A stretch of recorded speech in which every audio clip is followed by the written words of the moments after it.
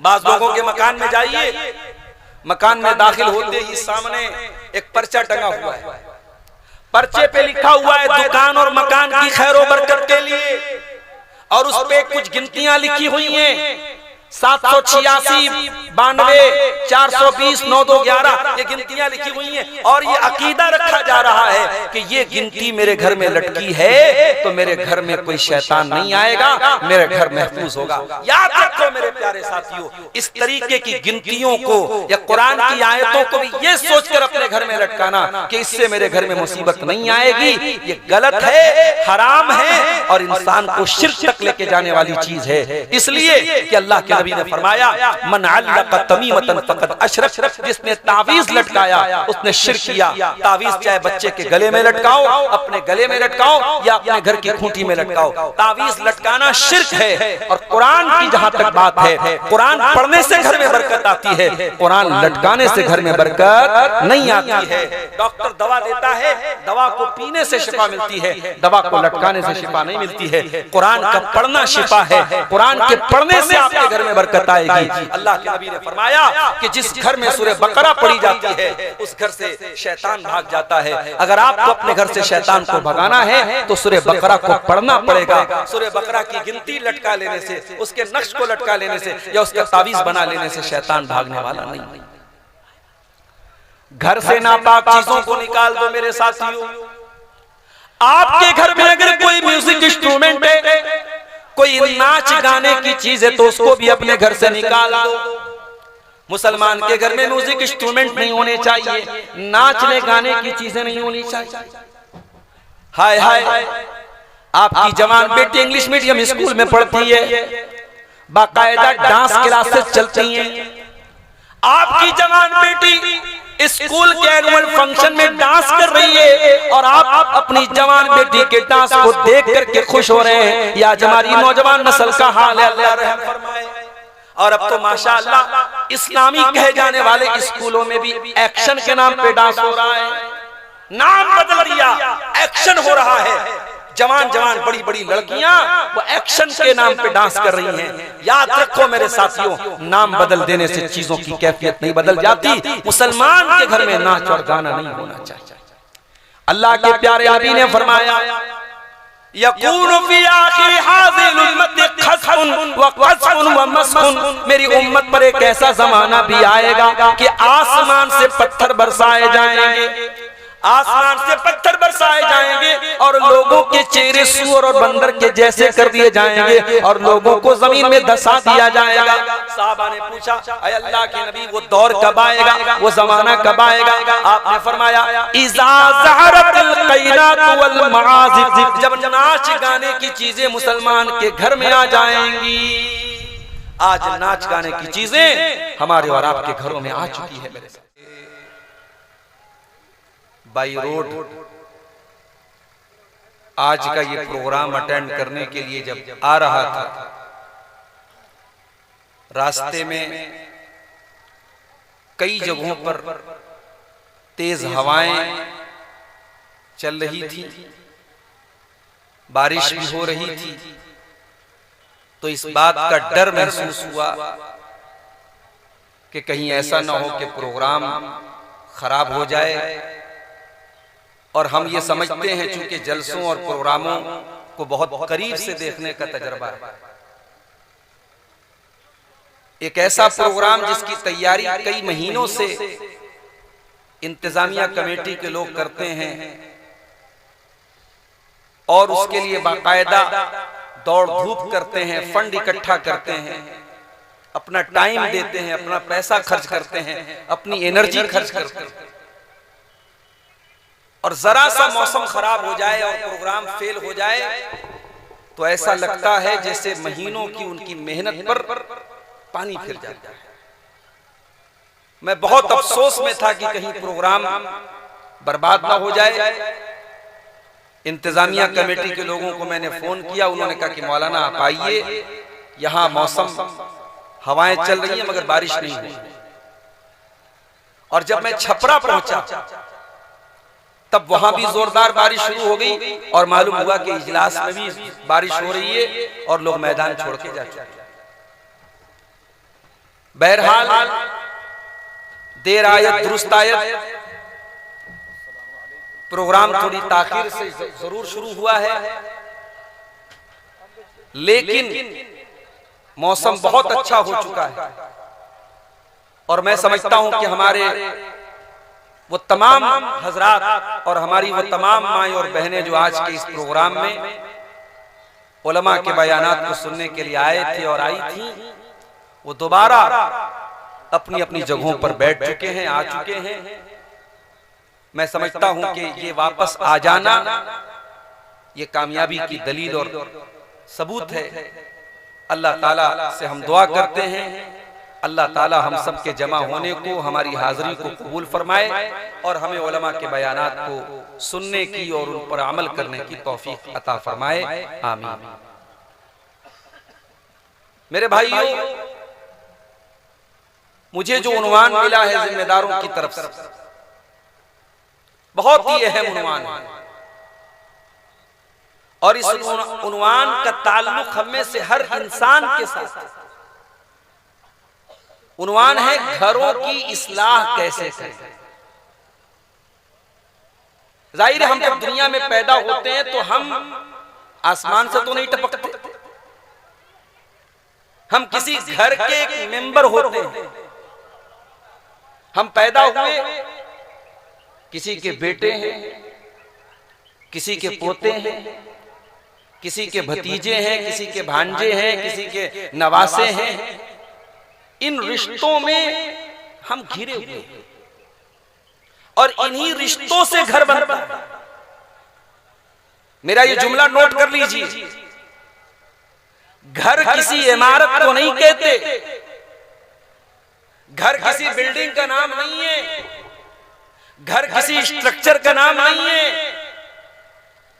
घर नाम है रिश्तों का, घर नाम है मोहब्बत का, घर नाम है नजाकत का, घर नाम है शरारत का, घर नाम है उस जगह का जहां बुजुर्गों की शफकत भी होती है, जहां छोटों की शरारत भी होती है, जहां आपस का मिलना जुलना भी होता है और नोक झोंक भी होती है। इन मोहब्बतों और शिकायतों की खट्टी मीठी यादों का मजमुआ होता है हमारा घर। इसीलिए कुरान करीम में अल्लाह ताला मकड़ी के घर को सबसे कमजोर घर करार देता है। फरमाया व इन औहनल बुयूति लबैतुल अनकबूत, सबसे कमजोर घर अगर कोई है तो मकड़ी का घर है। उलमा ने लिखा है कि मकड़ी का घर क्यों कमजोर है। हम ये समझते हैं कि मकड़ी का चूंकि जाला बहुत कमजोर होता है इसलिए मकड़ी का घर कमजोर है। उलमा ने कहा नहीं नहीं, मकड़ी के घर को अल्लाह ताला ने औहनल बुयूत क्यों कहा, सबसे कमजोर घर क्यों कहा? इसलिए कि मकड़ी में जो मादा होती है जब वो अपने नर के साथ उसका मिलाप होता है और जब वो बच्चे को जन्म देने वाली होती है तो वो मादा सबसे पहले अपने नर को कत्ल कर डालती है। सबसे पहले वो मादा अपने नर को कत्ल कर डालती है और जब मकड़ी का बच्चा पैदा होता है, पैदा होने के बाद जैसे ही वो ताकतवर बनता है सबसे पहले अपनी मां को खत्म करता है। गौर करो मेरे प्यारे साथी, मां भी है, बच्चे भी हैं, बीवी भी है, शौहर भी है, रिश्ते तो हैं मगर रिश्तों की मोहब्बत नहीं है मकड़ी के घर के अंदर। इसीलिए कुरान कहता है इन औहनल बुयूती, सबसे कमजोर घर अगर कोई है तो लबैतुल अनकबूत, मकड़ी का घर होता है। क्योंकि वहां न शौहर और बीवी में मोहब्बत है, न बाप और औलाद में मोहब्बत है, वहां रिश्तों की न कोई मर्यादा है, न रिश्तों का कोई सम्मान है, न रिश्तों का कोई एहतराम। तो घर वो जगह होती है जहां रिश्तों को समझा जाता है। इसीलिए अल्लाह कुरान में कहता है वल्लाहु जअल लकुम मिन बुयूतिकुम सकना, अल्लाह ताला ने तुम्हारे घरों को सुकून का जरिया बनाया है। तुम्हारे घरों के अंदर तुम्हारी इज्जत महफूज है, तुम्हारी बीवी महफूज है, तुम्हारे बच्चे महफूज हैं। इसीलिए अल्लाह कुरान में अपने नबी की बीवियों से फरमाता है वक़रना फी बुयूतिकुन्ना वला तबर्रजना तबर्रुजल जाहिलियतिल ऊला। ऐ मेरे नबी की बीवियों, खबरदार, तुम अपने घर के अंदर इज्जत के साथ रहा करो, वकार के साथ रहा करो। ऐ औरतों, तुम्हारा काम मार्केट में बाजारों में तिजारत करना नहीं है। तुम्हारा काम ये नहीं कि तुम शॉपिंग मॉल के काउंटर पर उसके रिसेप्शन पर बैठकर खूबसूरत कपड़े पहनकर कस्टमर का दिल लुभाओ। नहीं नहीं, वक़रना फी बुयूतिकुन्ना, ऐ मुसलमान औरत, तेरा काम तो अपने घर को संवारना, अपने घर को बनाना है। हमारी जमात के दो बड़े आलिम हैं, मौलाना अब्दुल अजीम मदनी बेंगलोर के रहने वाले हैं, और मौलाना अब्दुल कदीर उमरी, वो भी बेंगलोर के। ये दोनों एक मरतबा फ्लाइट के सफर पे जा रहे हैं। इत्तेफाक से फ्लाइट की जो पायलट थी वो एक औरत हवाई जहाज चला रही थी। मौलाना अब्दुल कदीर उमरी ने पूछा मौलाना अब्दुल अजीम साहब से, शेख, एक औरत पायलट बनी हुई है, एक औरत हवाई जहाज चला रही है। शेख साहब, मौलाना साहब, कहीं ऐसा तो नहीं कि वाकई में हम मुसलमान अपनी औरतों के साथ जुल्म कर रहे हैं? हमारी औरतें तो पायलट नहीं बन रही हैं, हमारी औरतें तो हवाई जहाज नहीं चला रही हैं। शेख साहब, कहीं ऐसा तो नहीं कि हम अपनी औरतों के ऊपर अत्याचार कर रहे हैं, हम वाकई में अपनी औरतों पर जुल्म कर रहे हैं? तो शेख अब्दुल अजीम ने बहुत प्यारा जवाब दिया, कहा कि शेख अब्दुल कदीर साहब, कान खोल करके सुन लीजिए, ये औरत जो आज हवाई जहाज की पायलट बनी हुई है, अगर ये पायलट न बनती तो इसकी जगह कोई मर्द जरूर ले लेता। ऐसा नहीं है कि अगर ये पायलट न बनती तो इसकी जगह को कोई पुर नहीं कर सकता था, इसका कोई अल्टरनेट नहीं हो सकता था। ये अगर पायलट न बनती तो कोई मर्द बन जाता। लेकिन शेख अब्दुल कदीर साहब, आप सुन लीजिए, एक औरत जिसको माँ का दर्जा हासिल है, एक औरत की जो माँ की जिम्मेदारी है वो एक मर्द कभी अदा नहीं कर सकता। एक औरत की जो बीवी की जिम्मेदारी है वो एक मर्द कभी अदा नहीं कर सकता। एक औरत की बेटी की जो जिम्मेदारी है वो एक मर्द कभी अदा नहीं कर सकता। औरत की जिम्मेदारी मर्द अदा नहीं कर सकता। औरत का काम औरत ही को करना है। मर्द का काम औरत, अगर औरत से हम करवा रहे हैं तो हम औरत की असल जिम्मेदारी से उसे दूर कर रहे हैं। मेरे प्यारे साथियों, औरत का असल काम घर को बनाना है। इसीलिए कुरान कहता है वक़रना फी बुयूतिकुन्ना वला तबर्रजना तबर्रुजल जाहिलियतिल ऊला। ऐ नबी के घर की औरतों, तुम अपने घर में इज्जत और वकार के साथ रहा करो, और घर से कभी निकला करो तो बन संवर करके, मेकअप करके, सज करके, संवर करके, अपने आप को नुमाया करके, अपने आप को एक्सपोज करके न निकला करो। तो घरों की इस्लाह हम कैसे करें, ये आज का हमारा टॉपिक है। हवाएं बहुत तेज चल रही हैं, और जैसे जैसे हवाएं चल रही हैं, आप और हमारे मुंतज़िमीन के चेहरे पर भी हवाइयां उड़ रही हैं। अभी मौलाना तौहीद आलम सलफी साहब हमारे बाजू में बैठे हैं, कटिहार के रहने वाले, हमारी जमात के बड़े अच्छे और मुस्तनद उलमा में से। इनका भी खिताब था। मौलाना जर्जीज साहब, जिनके खिताब को सुनने के लिए बहुत दूर दूर से लोग आए हुए हैं, उनका खिताब बाकी है। मौलाना आदिल साहब भी बैठे हैं। और मैं बोल करके इसलिए निकल जाऊंगा, मुझे 6.5 घंटा 7 घंटा बनारस से आने में लगे हैं, फिर जाने में भी लगेंगे, तो बहुत लंबी तकरीर मैं नहीं करूंगा। आप इत्मीनान से बैठिए, हवा चल रही है, कोई मसला नहीं है। बहुत अहम बातें आपके सामने रखने जा रहा हूं, घरों की इस्लाह। मेरे भाइयों, दुनिया का एक दस्तूर है कि जब किसी बर्तन को हमें उसमें अच्छी चीज भरना है तो पहले उसके अंदर की नजासत को साफ करना जरूरी है। अरबी की एक कहावत है, तखलिया तो कबल तहलिया। अगर किसी चीज में हमें किसी चीज को अच्छी चीजों से भरना है तो पहले नापाक चीजों से उसको खाली करना जरूरी है। अगर घरों की इस्लाह करना है तो घर के अंदर से पहले नापाक चीजों को निकालना जरूरी है मेरे साथ। आइए जरा देखें कुरान और सुन्नत की रोशनी में कि घर को नापाक करने वाली कौन सी चीज है। घर को नापाक करने वाली सबसे पहली चीज शिर्क है। अपने घरों को शिर्क से बचा लो मेरे साथ। मुसलमान के घर में शिर्क नहीं होना चाहिए। मुसलमान के घर में गंदा ताबीज नहीं होना चाहिए। मुसलमान के घर में अल्लाह के अलावा किसी और की इबादत नहीं होनी चाहिए। अल्लाह के सिवा किसी और को मदद के लिए नहीं पुकारा जाना चाहिए। एक मरतबा मेरा प्रोग्राम बंगाल में कलियाचक में था।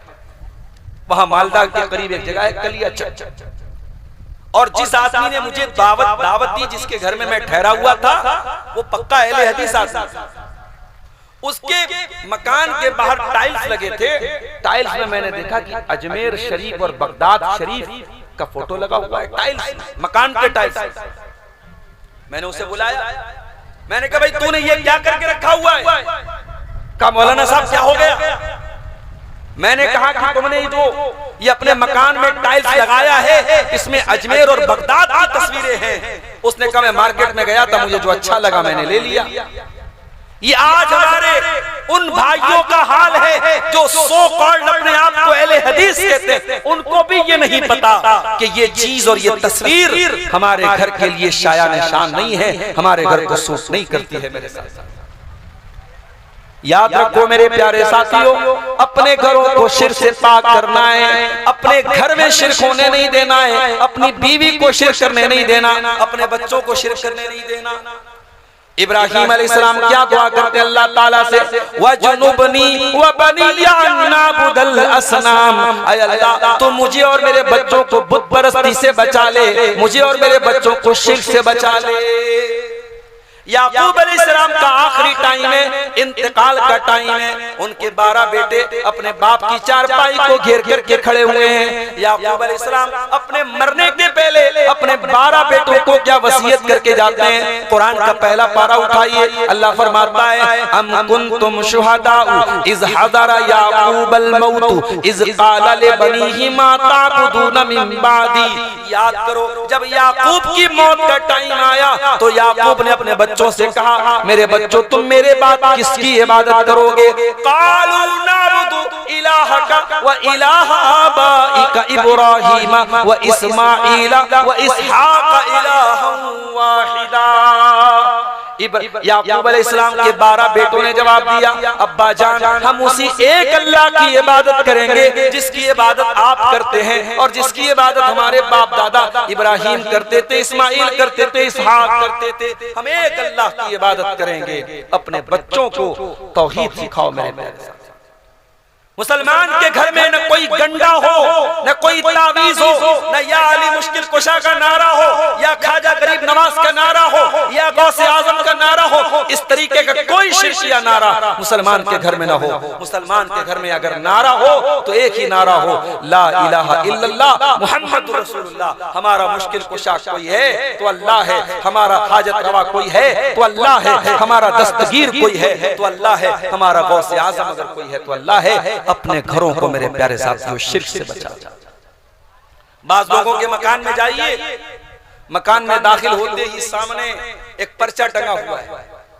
पर्चे पे लिखा हुआ है दुकान और मकान की खैरो बरकत के लिए, और उस पे कुछ गिनतियां लिखी हुई हैं 786 92 420 9211 ये गिनतियां लिखी हुई हैं। और ये अकीदा रखा जा रहा है कि ये गिनती मेरे घर में लटकी है तो मेरे घर में कोई शैतान नहीं आएगा, मेरे घर महफूज होगा। याद रखो मेरे प्यारे साथियों, इस तरीके की गिनतियों को या कुरान की आयतों को भी ये सोचकर अपने घर में लटकाना कि इससे मेरे घर में मुसीबत नहीं आएगी, ये गलत है, हराम है। और इंसान को शिर्क तक लेके जाने वाली चीज है। इसलिए कि अल्लाह के नबी ने फरमाया, मन अल्लक़ तमीमतन फ़क़द अशरक, जिसने तावीज लटकाया उसने शिर्क किया। तावीज चाहे बच्चे के गले में लटकाओ, अपने गले में लटकाओ या अपने घर की खूंटी में लटकाओ, तावीज लटकाना शिर्क है। और कुरान की जहां तक बात है, कुरान पढ़ने से घर में बरकत आती है, कुरान लटकाने से घर में बरकत नहीं आती है। डॉक्टर दवा देता है, दवा को पीने से शिफा मिलती है, दवा को लटकाने से शिफा नहीं मिलती है। कुरान का पढ़ना शिफा है, कुरान के पढ़ने से आपके घर में बरकत आएगी। अल्लाह के नबी ने फरमाया कि जिस घर में सूरह बकरा पढ़ी जाती है उस घर से शैतान भाग जाता है। अगर आपको अपने घर से शैतान को भगाना है तो सूरह बकरा को पढ़ना पड़ेगा। सूरह बकरा की गिनती लटका लेने से, उसके नक्श को लटका लेने से या उसका तावीज बना लेने से शैतान भागने वाला नहीं। घर से नापाक चीजों को निकाल दो मेरे साथियों। आपके घर में अगर कोई म्यूजिक इंस्ट्रूमेंट है, कोई नाच गाने की चीज है, तो उसको भी अपने घर से निकाल दो। मुसलमान के घर में म्यूजिक इंस्ट्रूमेंट नहीं होने चाहिए, नाचने गाने की चीजें नहीं होनी चाहिए। हाय हाय, आपकी जवान बेटी इंग्लिश मीडियम स्कूल में पढ़ती है, बाकायदा डांस क्लासेस चलती हैं। आपकी जवान बेटी स्कूल के एनुअल फंक्शन में डांस कर रही है और आप अपनी जवान बेटी के डांस को देख करके खुश हो रहे हैं। या हमारी नौजवान नस्ल का हाल है, अल्लाह रहम फरमाए। और अब तो माशाअल्लाह इस्लामी कहे जाने वाले स्कूलों में भी एक्शन के नाम पे डांस हो रहा है। नाम बदल दिया, एक्शन हो रहा है। जवान जवान बड़ी बड़ी लड़कियां वो एक्शन के नाम पे डांस कर रही हैं। याद रखो मेरे साथियों, नाम बदल देने से चीजों की कैफियत नहीं बदल जाती। मुसलमान के घर में नाच और गाना नहीं होना चाहिए। अल्लाह के प्यारे नबी ने फरमाया, यकूनु फी आखिर हाज़िल उम्मत खस्फुन व क़ज़्फ़ुन व मस्ख़ुन, मेरी उम्मत पर एक ऐसा जमाना भी आएगा कि आसमान से पत्थर बरसाए जाएंगे, आसमान से पत्थर बरसाए जाएंगे और लोगों के चेहरे सूअर और बंदर के जैसे कर दिए जाएंगे और लोगों को जमीन में दसा दिया जाएगा। साहबा ने पूछा, अय अल्लाह के नबी वो दौर कब आएगा, वो जमाना कब आएगा? आपने फरमाया, इज़ा ज़हरतिल क़ैनात वल मआज़िफ़, जब नाच गाने की चीजें मुसलमान के घर में आ जाएंगी। आज नाच गाने की चीजें हमारे और आपके घरों में आ चुकी है मेरे साथ।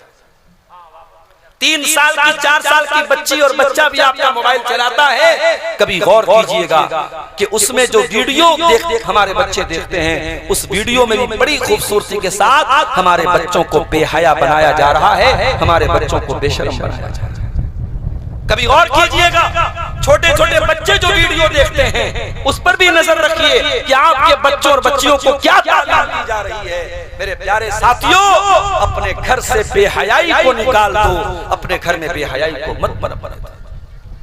बड़ा अच्छा जुमला कहीं मैंने पढ़ा था, अपनी जवान बेटियों को जिस तरीके से गांव और मोहल्ले के अजनबी लड़कों से बचाते हो, अपनी जवान लड़कियों को जिस तरीके से अपने मोहल्ले की गांव की के जवान लड़कों से बचाते हो, उसी तरीके से अपनी जवान बेटी को खाला के लड़कों से, मामू के लड़कों से, चाचा के लड़के से, फूफी के लड़कों से भी बचा करके रखो।